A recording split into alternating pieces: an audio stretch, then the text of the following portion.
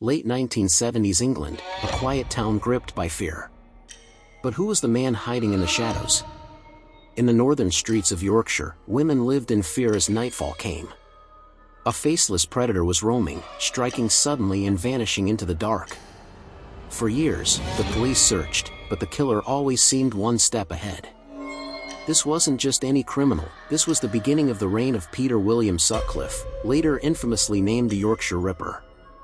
But how did Sutcliffe manage to elude capture for so long? He blended in, unnoticed, but his nights revealed something far darker. Sutcliffe's first attacks seemed random. A hammer, a knife, the dead of night, women became his unsuspecting prey. Yet, he lived a seemingly ordinary life by day, working regular jobs and keeping a calm image. This double existence made him nearly invisible to authorities. By the late 70s, fear had spread so deeply that the streets of Yorkshire were deserted at night. No one knew when, or where, he would strike next. The police began to close in, but Sutcliffe's trail of terror only grows. Over 5 years, he attacked again and again, and the police were desperate. Investigators interviewed thousands of men and followed endless leads. Yet, Sutcliffe's careful lies and ordinary lifestyle allowed him to slip away time and time again. The hunt was intense, a whole region living under curfew-like fear. He was questioned multiple times by police, but each time released, as no solid evidence tied him directly. His capture felt like chasing smoke. But no secret stays hidden forever. One mistake was all it took, and the Ripper was unmasked. In 1981, a routine traffic stop changed history. Police discovered false license plates on Sutcliffe's car. When searched, they uncovered weapons, the same tools used in the attacks. Finally, after years of terror, the Yorkshire Ripper was caught. His confession revealed a dark obsession that had driven his every crime. The people of Yorkshire could breathe again, but the scars of fear never fully healed. It started as whispers in the dark, unexplained attacks. Then, one by one, those whispers turned into screams across Yorkshire. The first attacks.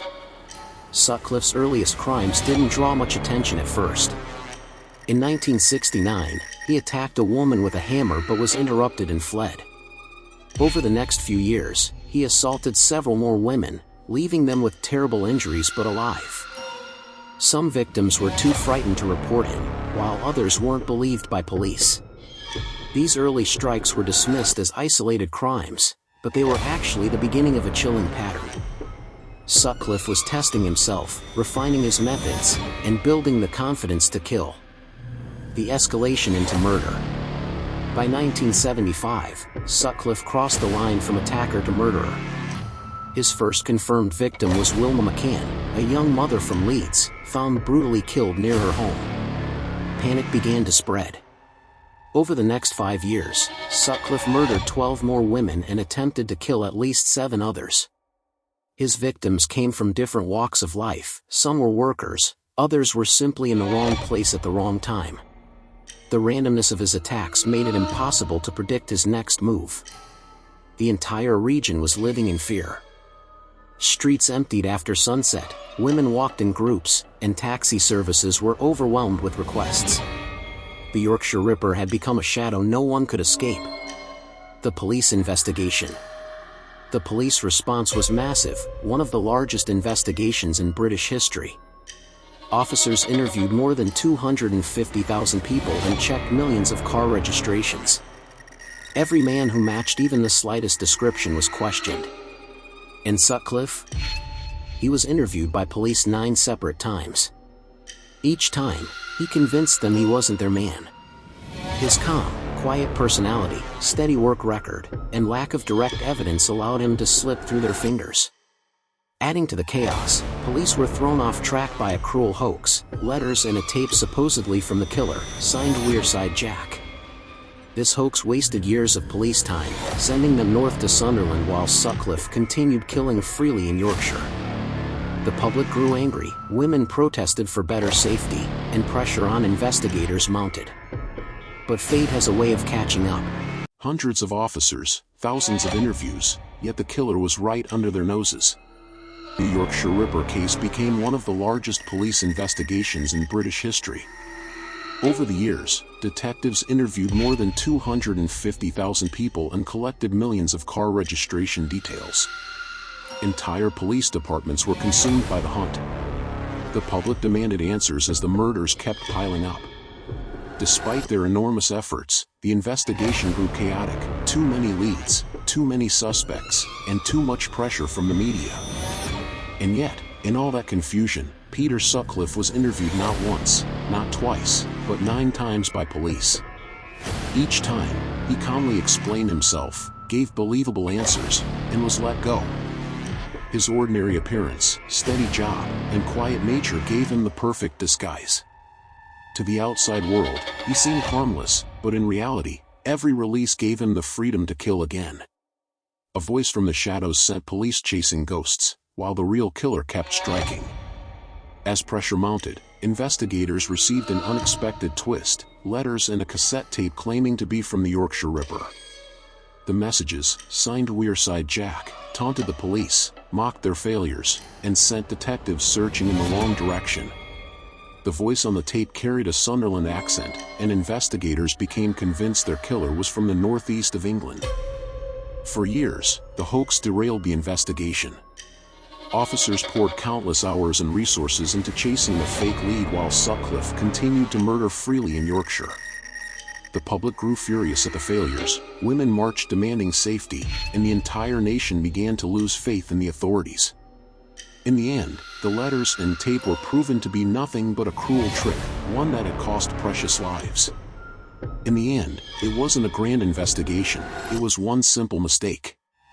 In January 1981, everything changed during a routine traffic stop in Sheffield. Sutcliffe was pulled over for driving with false number plates. At first, it seemed like nothing more than a minor offense. But when police searched his car, they found hidden weapons, a hammer and a knife, eerily similar to those used in the Ripper attacks. Alarm bells went off instantly. Taken into custody, Sutcliffe's calm mask finally slipped. Within days, he confessed to being the Yorkshire Ripper, admitting to 13 murders and several attempted murders.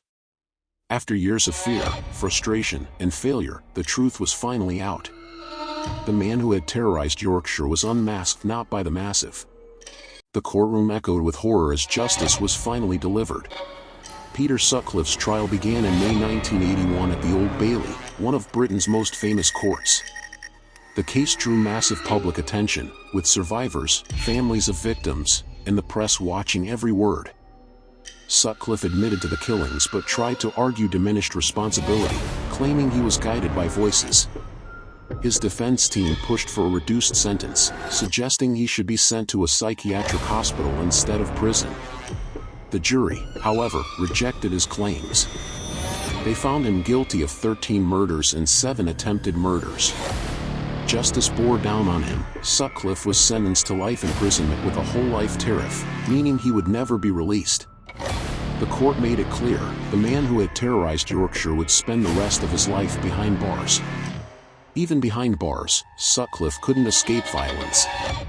Locked away, Sutcliffe's life inside prison was far from peaceful. Other inmates despised him for his crimes, and he quickly became a target. He was attacked multiple times, beaten with sharpened weapons, and once left partially blind after an assault. Prisoners saw him as the embodiment of evil, and they wanted him to suffer for what he had done. Despite the constant threats, Sutcliffe spent decades behind bars in high-security facilities like Broadmoor Hospital and later HMP Frankland. His health declined in later years, and he grew frail. In 2020, Sutcliffe contracted COVID-19 and died shortly after, bringing an end to one of Britain's most infamous killers. His crimes didn't just destroy lives, they reshaped a nation. The Yorkshire Ripper case shook Britain to its core. It exposed deep flaws in the police system, especially how officers handled female victims and how resources were wasted chasing false leads like the Wearside Jack hoax.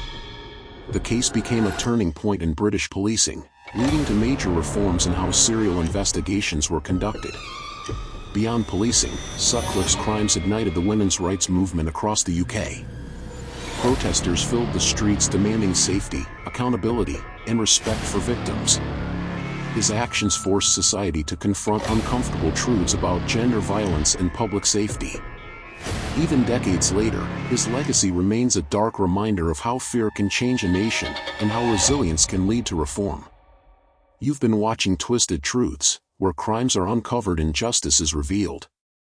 But here's the question: did Sutcliffe's punishment truly bring closure to his victims' families, or does his shadow still linger over Britain today? Let us know in the comments. Don't forget to like and subscribe, and stay tuned for the next chilling story.